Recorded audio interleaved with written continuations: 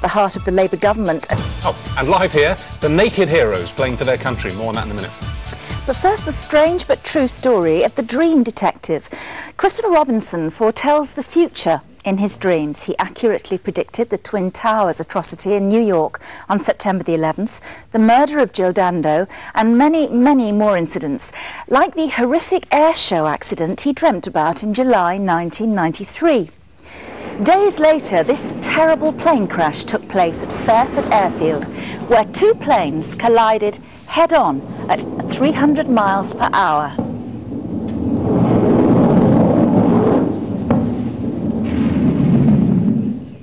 Well, mercifully, no one was hurt. Christopher is here now. Christopher, hello. Hello. I know that we're going to be crossing over to, well, we're going to be taking a live phone call from Arizona, where you've been taking part in some extraordinary scientific tests over there to prove the quite astonishing accuracy of what you're dreaming. But when did this?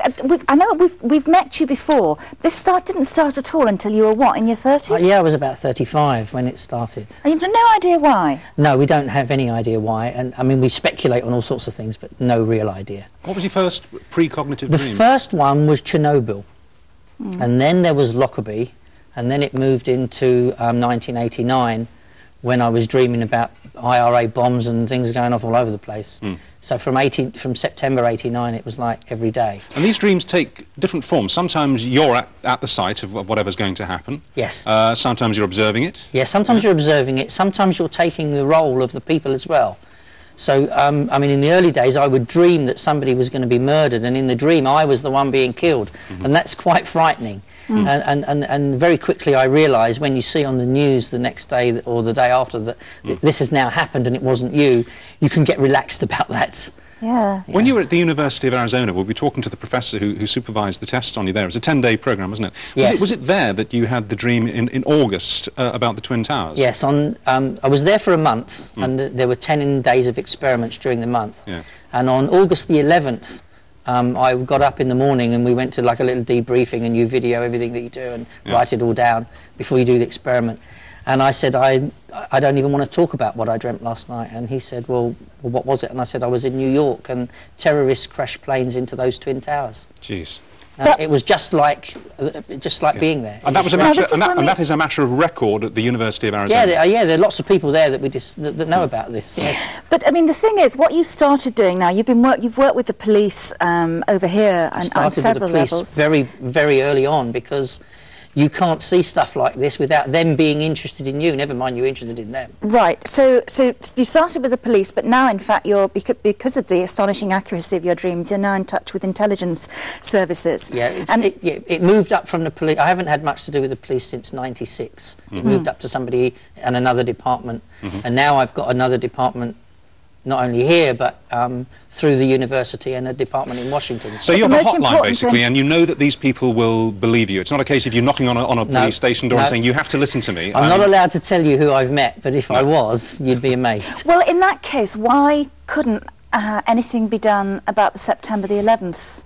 Well, from our point of view at the university, it was just one dream that we didn't want to talk about, No. and we didn't because of panic. Because of because of all sorts of things. But you did inform the authorities. There was somebody who is connected to the authorities that was overseeing partly the experiment. But I don't know much about that. The professor would need to tell One has to say there were many pieces of intelligence material pointing to the Twin Towers happening that were never acted on. They actually arrested a man in Manila with the details of it in his pocket and didn't do anything. I believe you also had a dream about this latest dirty bomb arrest in America. Well, that's why one of the reasons I went to Washington was to try and focus on Washington, because I'd seen Washington as a target. This is after you were in Arizona. Yes, this is February. They brought you over to... I went over to Washington, right, go on. And I met with a lady there who works with an intelligence agency. Yes. Yeah. And we had sort of, I suppose, we had 2 weeks together. And I was seeing this incident that we thought was going to take place in Washington. So we did as much as we could to work on that. And then I came back, and I went back to Washington to meet some people, again, that are connected through the university. And we did some more work on it. and thank goodness they've arrested people. And you were telling me earlier that although the actual arrest at O'Hare Airport, I think 8-9 days ago... Wouldn't connect to me whatsoever. Not directly, but you think there was an arrest that led to that arrest? Yes, it might connect to something earlier. Well, I mean, you know, when you actually listen to Christopher, you could be forgiven, I suppose, for thinking that he was in some way deluded or a fantasist. But so impressed were scientists at the University of Arizona after Christopher's numerous predictions came true that they performed a blind experiment on him over 10 days. And on the line from Arizona now is Professor Gary Schwartz, who conducted the study. Good morning, good evening, Professor Schwartz. Good evening to you. Hello.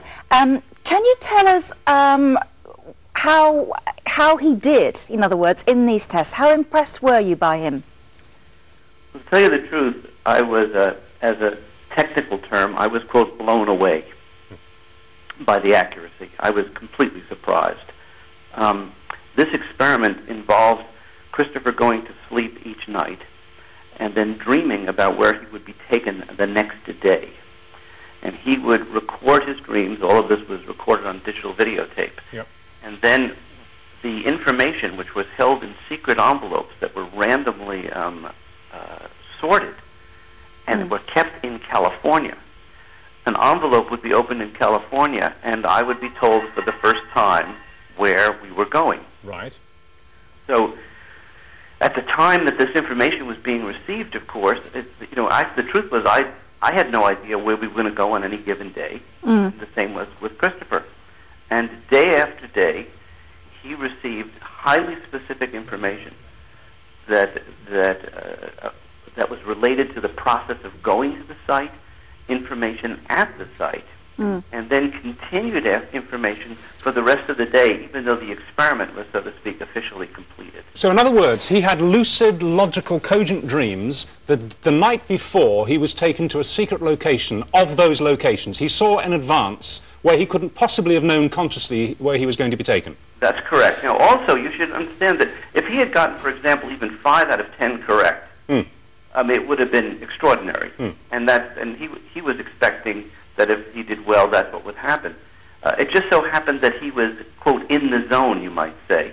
He was very motivated, as was I, to push his talent to the extreme. Professor... that he was actually accurate 10 out of 10. 10 out of 10. Professor, what the heck is going on?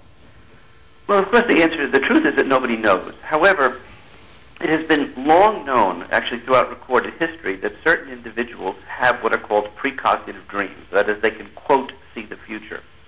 And the question has been, are they, quote, if you would, reading the minds of people who are potentially perpetrating a crime?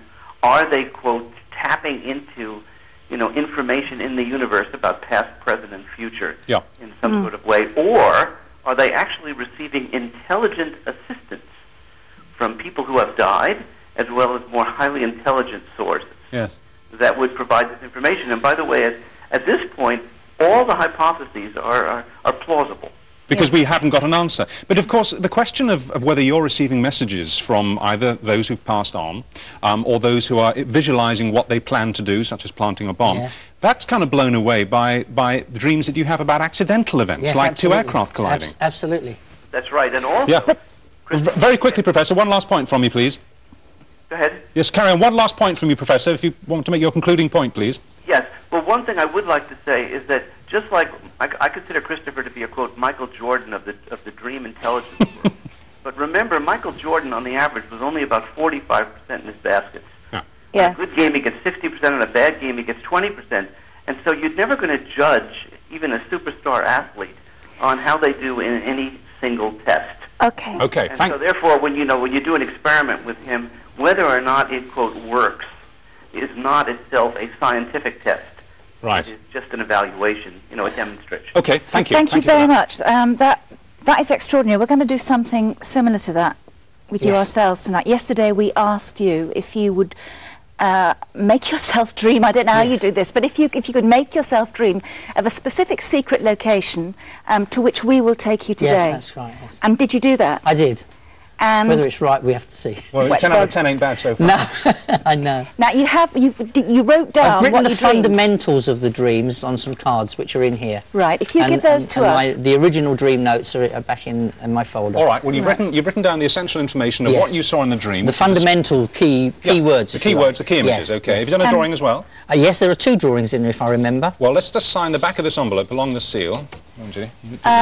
because we have no idea what's in this envelope. We haven't opened it, and there you are. It's completely and utterly sealed up now. Could you now put your blindfold on, Yes. please? Thank you. Polly, would you come forward? Polly, who's one of our researchers on the programme, is going to take you to the secret location.